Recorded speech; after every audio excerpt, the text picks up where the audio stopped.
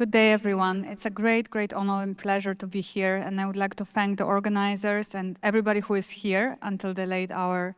It's my great pleasure to be here and also to share a few words about our exciting field of longevity medicine, specifically targeting in those very few minutes on how do we bring geroscience, so really the research and academic findings, into clinical applications, into applications to everybody around the world.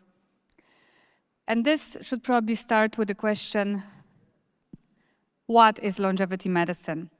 Longevity medicine definition, as to say. So, as early as in 2020, we have started to put together a definition, and it was published in Nature Aging as a field that is optimizing health span and lifespan with AI technology. And it is a branch of precision medicine based on that. However, in 2022, it was expanded because we learned more. We learned more about how to bring it into the patients and what it actually means to have a healthy longevity. And with that, there was a creation of Healthy Longevity Medicine Society, finally a society for medical doctors, and a consensus of definition was optimizing health span across the entire lifespan by targeting age-related processes. So if you might, what longevity medicine is, it's not replacing prevention, it's not the same as prevention, it's also not replacing the sick care and the reactive care. It's coming on top of that. It's an assistant and an adjunct point. There will always be a need for reactive medicine, treating the sick, treating the pathologies. There is always a need for prevention, and prevention right now is already at a very high level, early prevention, finding the diseases early. But how do we actually find the risk of getting the early disease?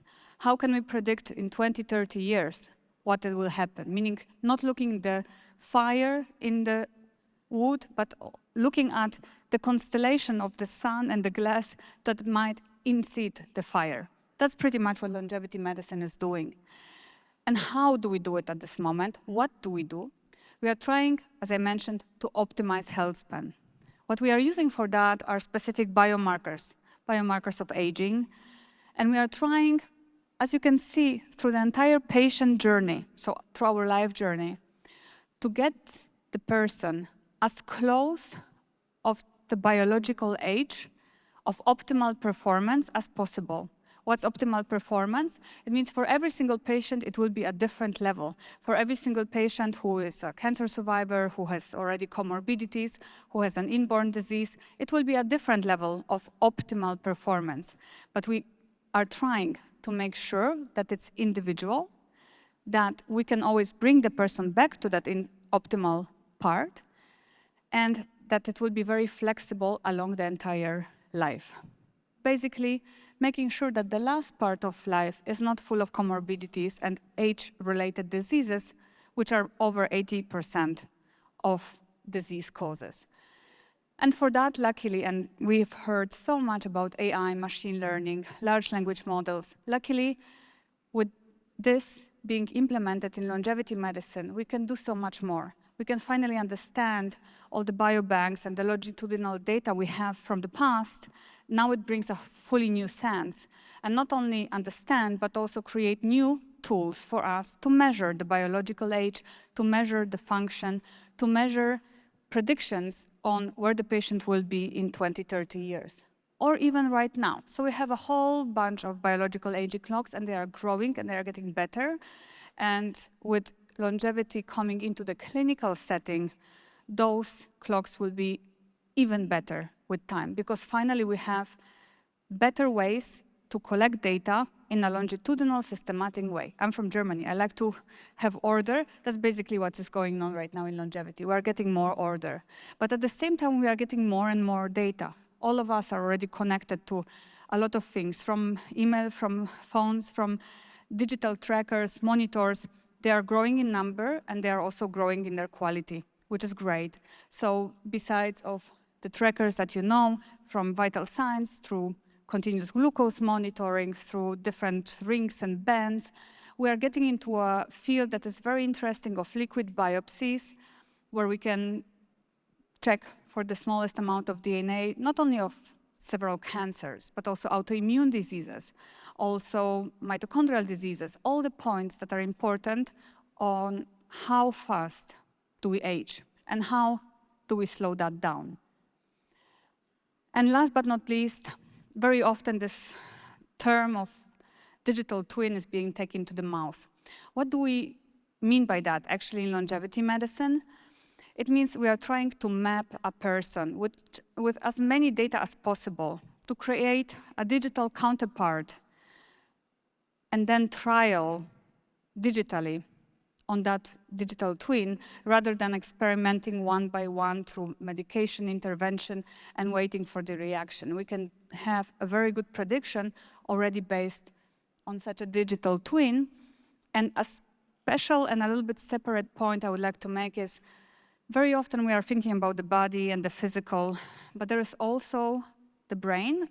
You all know that. Brain in the mental part and the cognitive part. That requires a little bit of different measurements, but it's very, very integral. And at the same time, also there is a new concept of the exposome, meaning not only the environmental influence, but really what are you exposed to? That includes other people, that includes different time zones, that includes all of the areas that we are supposed to, and how do we map it, how do we measure it, and how do we explore the intersections between human and exposome. And now when you go from all that high-level academic thinking into actually basic clinical practice, you end up having a very dynamic, granular protocol for a patient that would optimally also change a long time because there are events that make a big change. So it's not enough to have a clear time of checking, following up, checking in, following up, but really to have a continuity. AI is allowing such continuity because, as I mentioned, life events happen, bad ones, COVID and so on, but also good ones, pregnancy, and they change drastically how you will approach in that specific point of time, also your longevity perspective. Now, why do we do that? So, as you know, populations are aging, we know that they do cost a lot, we know that it will be economically beneficial to have people age later or not to age at all in terms of disease, yeah? But also specifically in order for us to preserve some of the functions that particularly we lose prematurely. So we have a lot of women who pass their bearing age prematurely because of all the aging processes that are going on. Same goes also for the loss of balance. We are getting cognitive impairment much earlier than we would even have to if we are not following some of the principles. So knowing exactly what we measure and how is the pace of aging, not only of the entire body, but of the systems and the different parts that contribute to it is important. And it's not only economical, but it's also very important in terms of quality of life.